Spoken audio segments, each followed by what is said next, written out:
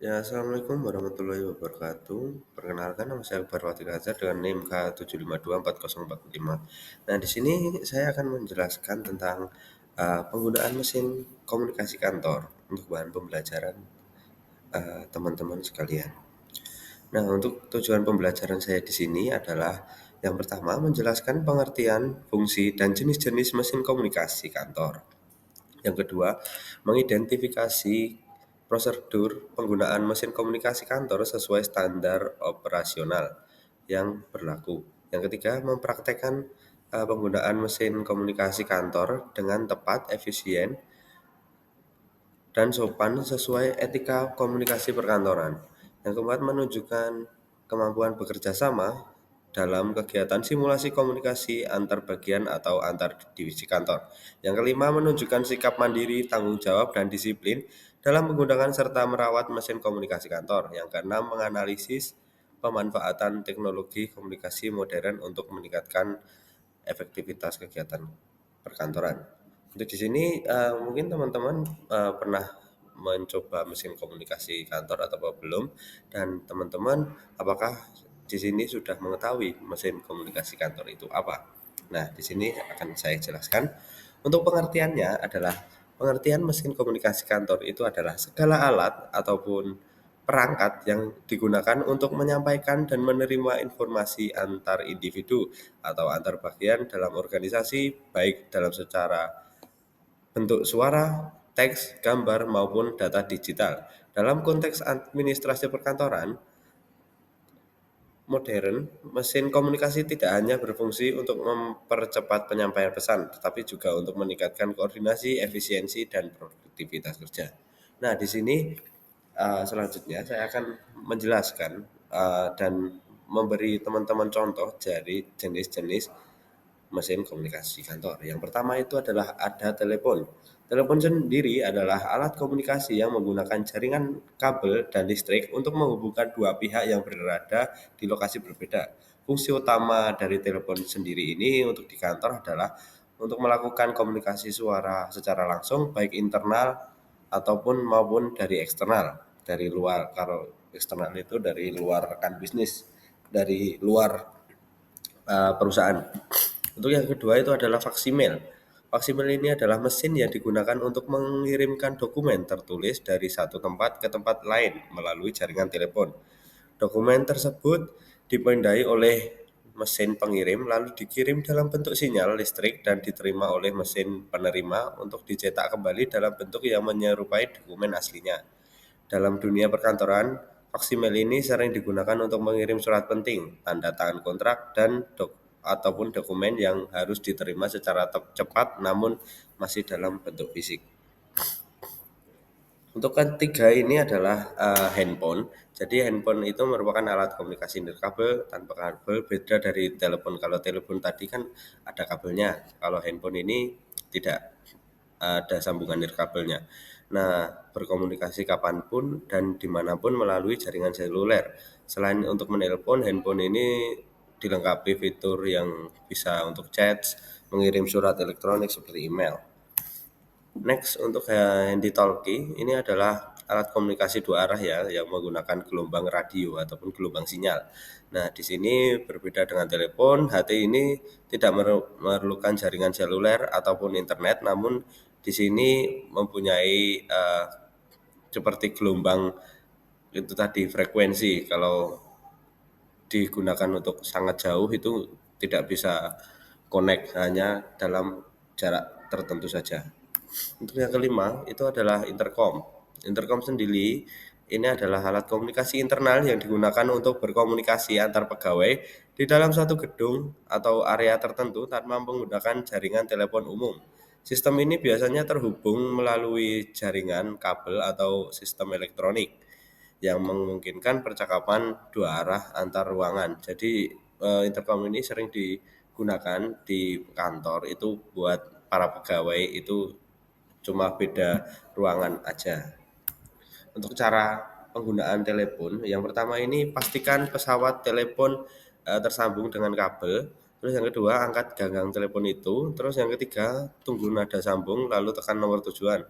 Yang keempat jika panggilan diterima lalu lakukan langsung percakapan dengan jelas dan sopan. Yang kelima, setelah selesai letakkan kembali gagang telepon pada dudukannya hingga sambungan terputus. Untuk cara pemeliharaannya sendiri ini adalah bersihkan gagang dan tombol secara rutin menggunakan kain lembut agar bebas dari debu. Yang kedua, hindari menekan tombol dengan benda tajam. Yang ketiga, pastikan kabel telepon tidak tertekuk. Yang keempat, jika suara tidak jernih, periksa sambungan kabel dan konektor. Yang kelima, simpan di tempat yang kering, jangan ada kelembapan biar tidak telepon itu konslet karena berhubungan dengan kabel dan listrik. Untuk Vaximail sendiri, yang pertama nyalakan mesin Vaximail dan pastikan terhubung dengan jaringan telepon. Yang kedua, masukkan dokumen yang ingin dikirim ke dalam slot pemindai. Yang ketiga, tekan nomor tujuan Vaximail yang ada pada keypad mesin. Yang keempat, tekan tombol start ataupun send untuk memulai proses pengiriman. Yang kelima adalah mesin akan memindai dan mengirimkan dokumen. Yang keenam, tunggu tanda transmisi OK atau laporan sukses pada layar. Untuk cara pemeliharaannya, yang pertama itu bersihkan kaca pemindai secara berkala dengan kain lembut. Yang kedua, gunakan kertas dan tinta toner yang sesuai spesifikasi. Yang ketiga, jangan mencabut kabel saat mesin sedang beroperasi. Yang keempat, pastikan suhu ruangan tidak terlalu lembab agar komponen tidak berjamur. Yang kelima, lakukan pengecekan berkala pada roll pengumpan kertas.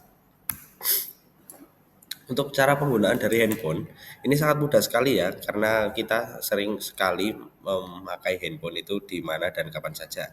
Untuk cara penggunaannya itu adalah pastikan kartu SIM sudah terpasang, dan kedua, buka aplikasi telepon untuk melakukan komunikasi. Yang ketiga, tekan nomor tujuan ataupun ada kontak dari di situ.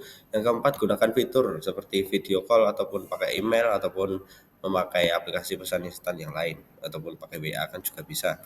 Untuk yang kelima, setelah selesai akhir panggilan dan kunci layar untuk keamanan. Cara pemeliharaan, yang pertama bersihkan layar dan casing menggunakan kain microfiber agar tidak tergores. Yang kedua, hindari penggunaan sambil mengisi daya terlalu lama. Yang ketiga, perbarui sistem operasi dan aplikasi secara berkala. Yang keempat, pelindung layar dan casing untuk mencegah kerusakan. Yang kelima, simpan di suhu ruang yang tidak terpapar dari sinar matahari. Untuk handy talkie sendiri, yang pertama nyalakan perangkat dengan memutar tombol. Yang kedua, pilih saluran. Yang ketiga, tekan tombol push to talk untuk saat berbicara. Yang keempat, gunakan headset jika perlu agar tanpa gangguan bising. Yang kelima, setelah selesai matikan perangkat untuk menghemat baterai. Nah, itu nanti diputar lagi. Cara pemeliharaan, bersihkan antena dan konektor secara rutin. Yang kedua, isi ulang baterai hanya dengan charger asli. Tiga, hindari menyimpan di tempat lembab. Yang keempat, periksa kondisi speaker. Yang kelima, lakukan pengujian komunikasi secara berkala. Itu yang terakhir ini adalah intercom. Untuk cara penggunaannya sendiri, tekan tombol nomor ataupun kode ruangan yang dihubungi. Yang kedua, tunggu nada sambung. Yang ketiga, lakukan percakapan dengan menekan tombol seperti HT tadi. Yang keempat, lepas tombol talk saat mendengarkan lawan bicara. Ini juga sama seperti HT, karena kalau yang berbicara itu ditekan dan ya kalau keduanya itu menekan itu nggak bisa kedengaran. Yang kelima, setelah percakapan selesai tekan tombol N gitu. Untuk cara pemeliharaannya sendiri, bersihkan panel dan tombol secara berkala dari debu. Yang kedua, periksa sambungan kabel agar tidak longgar. Yang ketiga, hindarkan percikan air. Yang keempat, lakukan pengecekan sistem suara. Yang kelima, jika intercom terhubung ke sistem digital, pastikan softwarenya diperbarui. Nah, di sini untuk penjelasannya sudah semua ya, untuk jenis, terus pengertian, terus sama cara-cara penggunaan dan cara pemeliharaan dari alat komunikasi kantor ini tadi. Nah, setelah ini akan saya berikan study case untuk teman-teman yang uh, langsung aja buat teman-teman bisa kerjakan ya untuk study case-nya ini. Nah, study case-nya seperti ini. Mungkin teman-teman bisa SS dulu ataupun bagaimana, nanti juga bisa di-post ya. Nah, mungkin itu saja. Ini ada quotes dari saya, dari Avengers. Waktu terus berjalan bahkan setelah semua yang kucinta pergi dari lagu So Far Away, Avenged Sevenfold. Hubungan yang baik dimulai dengan komunikasi yang baik. Mungkin itu saja yang bisa saya sampaikan, kurang lebihnya mohon maaf. Wassalamualaikum warahmatullahi wabarakatuh.